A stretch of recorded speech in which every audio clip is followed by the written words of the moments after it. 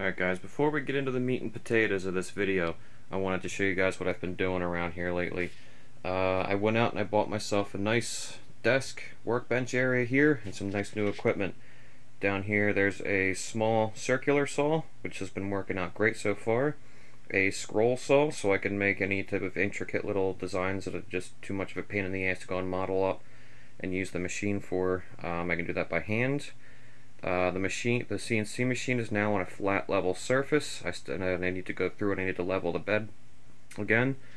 I went and got myself some nice big ruler, some straight edges and some measuring things, a nice square. Up here we have some nice clamps for when I'm doing my acrylic work. I can actually clamp it all together. A little grinder and a buffing wheel. Back behind there is my hand sander. Up here we have a drill press. I haven't used it yet, but we're going to be using it in this video. Over here, a little belt sander. It's going to be perfect for little small things. There's a controller for the machine.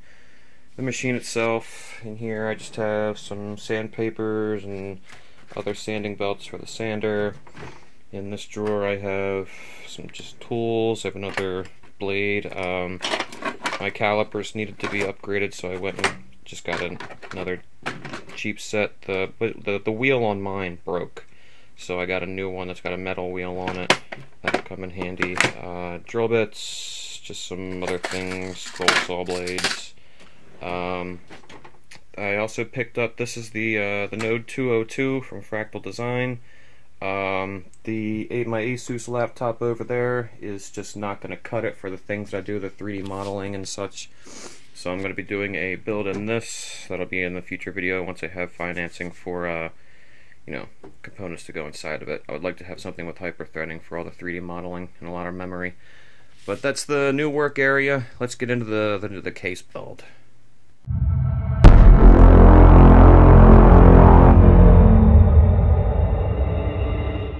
Alright, so since casting didn't go as well as planned, I've decided to go this route. This is 1/4 inch aluminum, and then these are 1/8 inch aluminum. You notice that there's only 3. What we're going to do is, because I don't want to be able to just see in the top of it, it's going to be up kind of high up on a shelf. Actually, that one over there, right here on top of that. So what we're going to be doing is I'm going to do acrylic top and an acrylic front, so that way you'll be able to open up the top to work on it, and also you'll be able to see in from the front and in the top. So what I've done already so far is I've gone and marked out where all the holes where the standoffs need to go. These little guys, they're all going to go right there so the motherboard can go on. And I'm going to go ahead and give my new drill press its first virgin run. Let's see how that turns out. Be back in a minute.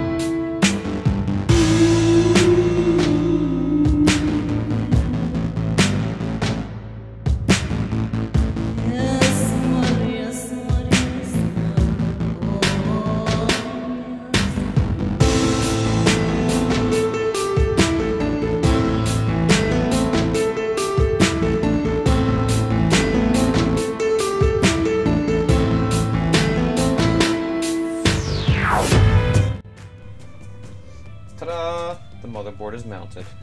Now let's see if we can work on this rear I/O shield here, where that's going to go. What I'm basically going to do is I'm going to put the back piece up, I'm going to place this in place, and I'm going to mark off where it needs to go instead of doing all the measurements and math in my head because, lazy. And then we're going to go ahead and switch over to the CNC machine, and we're going to go ahead and cut this section out so we can mount this all up nice and neat. Let's go.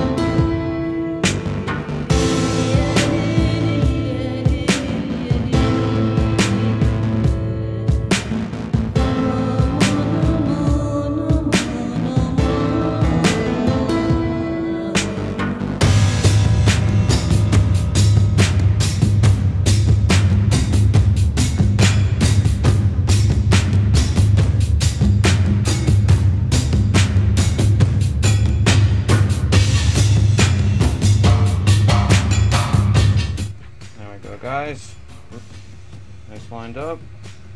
Rear IO shield is on. We'll be good to go for that. Now what we're gonna do is we're gonna do the sides. Now the side pieces are gonna go on just like that. And we're gonna go ahead and drill and tap some holes into here, because I got some nice bolts to go through. Before it starts getting too late, it is starting to get a little bit late. So before that happens, I'm gonna go ahead and throw this one last piece on the CNC machine to get the hole cut for the fan. So I'll show you guys that. Hang on a sec. Alright, now I hope you guys can make this out. Basically I'm going to be using this. This is Fusion 360.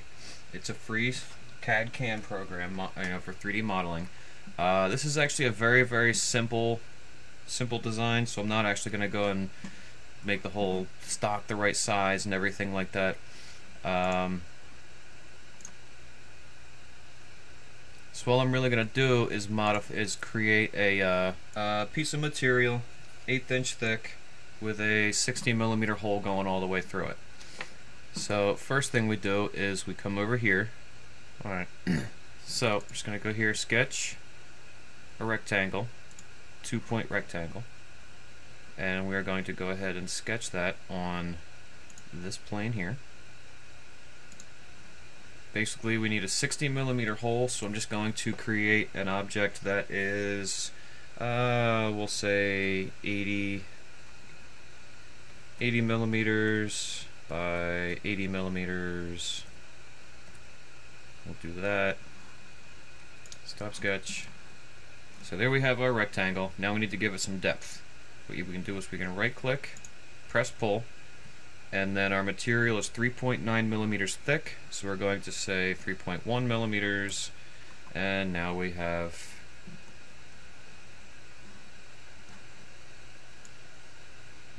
our thing like that. Okay, so now what I want is I want to find the center point of this. So we're going to do a line, this plane, and you can actually watch it if we zoom in a little bit closer here. Move it around like that. See how it kind of just like snapped into place? I don't know if you guys can actually see that on the camera or not, but it's really, really easy. So you come along the edge and it will actually snap right to the center. So I'm going to come here, snap to the center. I'm going to draw another one in the center. To the center. Stop sketch. Now we have our center point. So let's sketch circle, center diameter circle. Select this plane, and right there it's going to snap right to the center. Go like that, pull it out, and we need 60 millimeters. So type in 60 millimeters. And now we have our 60mm hole. Stop sketch. Press pull, and we're actually going to select all 4 of them, pull it all the way through, hit enter. Now we have our 60mm hole. Next, we're going to move over, drop down menu, over to the cam. Setup. We're going to create a new setup. Our setup, operation milling, orientation, model origin, stock box point, model body, fixture, or set up our stock. We're going to do a relative size box. We're going to have 0 side offset, 0 stock offset, and we're going to click OK. Now we have shift. Now we have our first setup. Now we're going to do a 2D adaptive clearing. We're going to select, first we have to select our tool. I am using a 1/4 inch flat end mill. Click OK. We're not using any coolant, so we're going to disable that. 8,000 RPM sounds good. Surface speed. These all look okay. Geometry. We're going to select, if you can see here, if we hover our mouse over, it'll select these for us. We're going to select the bottom one. So that way it's going to come in and it's going to machine out all of this. Tool orientation. Model orientation. Right, that'll be in the setup. So our heights. All of our heights look okay. This is how far it's going to retract when it's done, how far it's going to lift up during its moving, how far down the bottom is going to be. We're going to leave all that stock. Passes. We are going to optimal load 1 millimeter. Minimum cutting radius. Use slot clearing. Direction climb. Multiple depths. We want this. We don't want to take the entire cut. So maximum roughing step down. We're going to change that to 1 millimeter. Stock to leave. We don't want to leave any stock. So now we can click OK. It's generating the tool paths. And then what's really cool about this is we can actually simulate it. Turn our stock on. And we're going to hit play. So you're actually going to get this, to watch and see as it goes and does all of its cuts. Speed it up a little bit.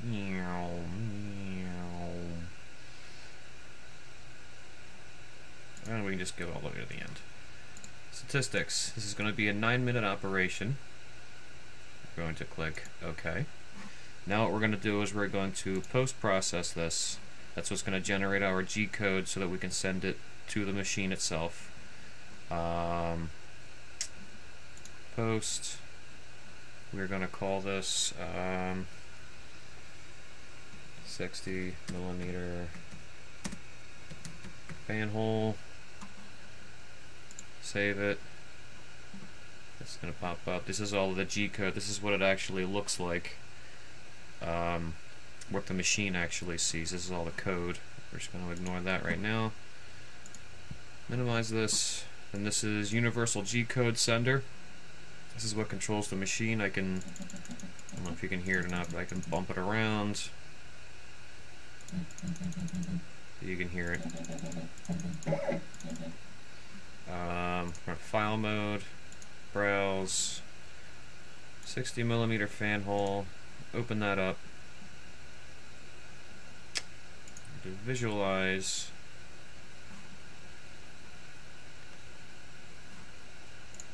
we're going to go over to machine control, reset all of these. So right there, we're going to have our tool right in the center there. I'm going to go ahead and set this up, then I'll bring you guys over to the machine. Hopefully we can get to see the entire thing. So, be back. Okay, here we go. We're back. I've got the material secured in the machine. What I did was I traced out the outline of the fan itself, and then I drew a corner to corner so that we can find our center point, which is what we want, which is where we, when we were doing the modeling, we set it up so that the tool orientation is right in the center. So we're going to move the machine over, bring it down, I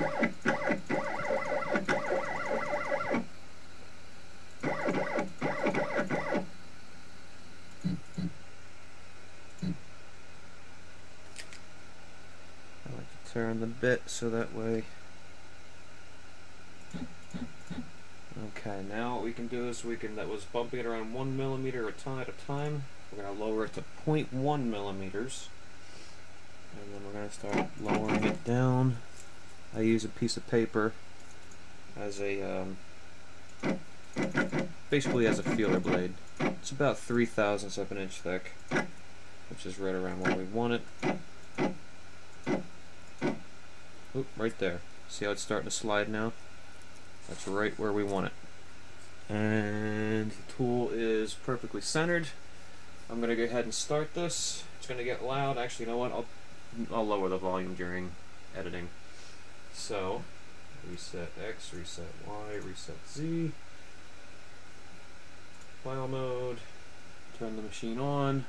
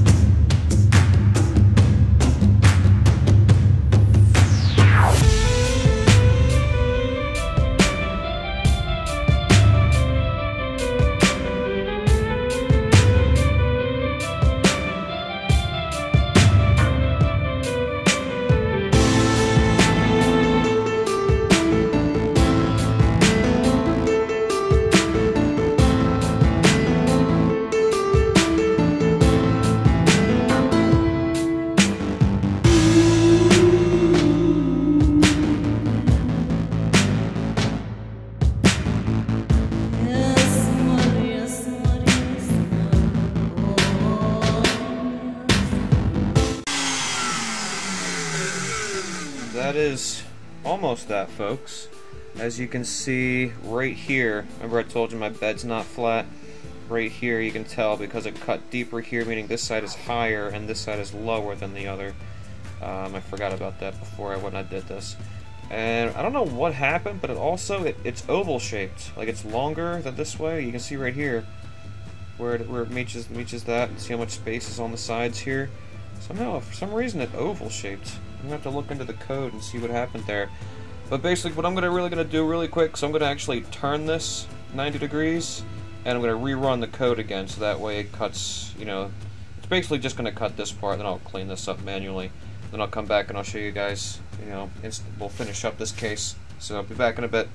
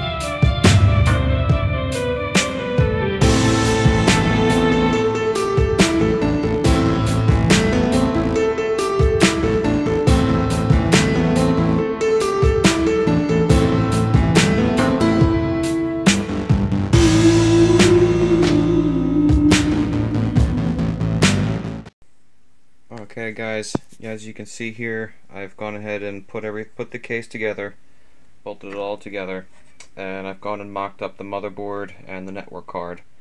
What I did for the network card is, you can see I've put the express plate back on here.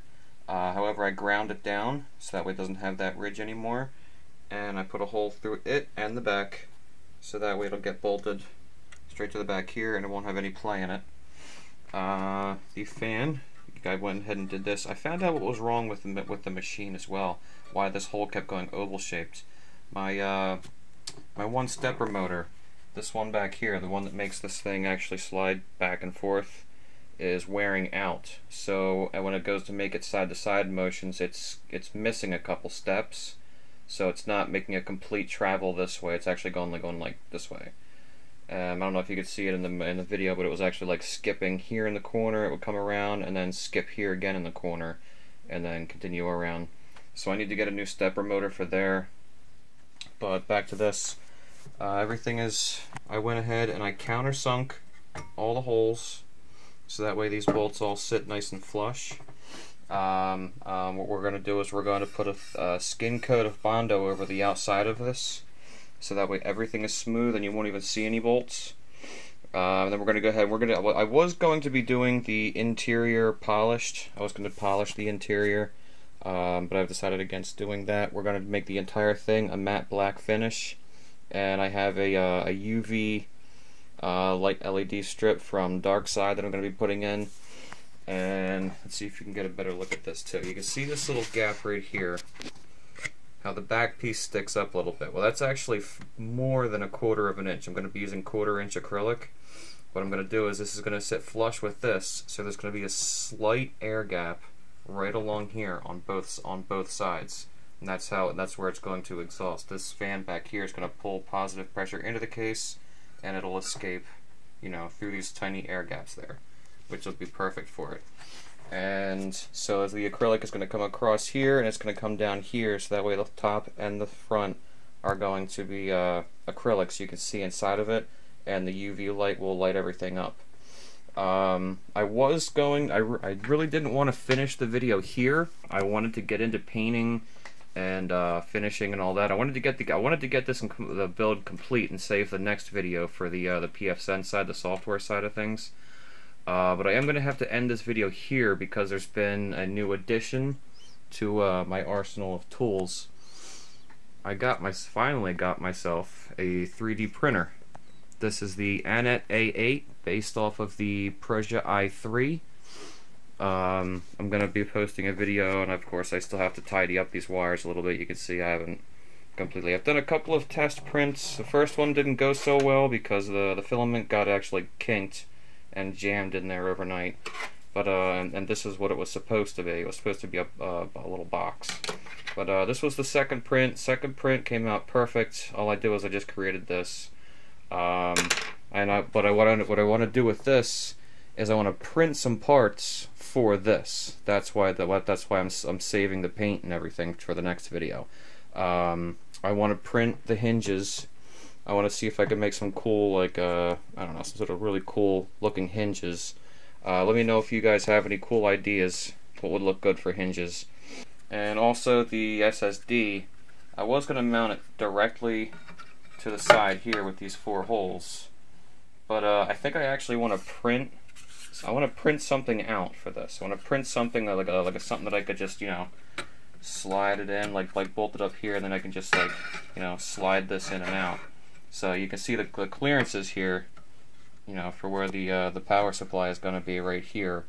It's going to be a little bit tight. So if I ever want to take this out, it might be a little bit annoying. Not really all that annoying, but I just think it would be cool for the cool factor to be able to just reach it, you know, just reach in and there you go, get your SSD out. So I'm going to print that. I also want to print a back plate for the network card because, you know, everything's all cool black and everything, and that's green. And also a cover for the rear I/O. I want to print a rear I/O cover for this. So that's what I'm going to be working on for the next couple of days, is all the new 3D printed parts. So stay tuned. We'll be back with more, and we'll get this bad boy finished. Later.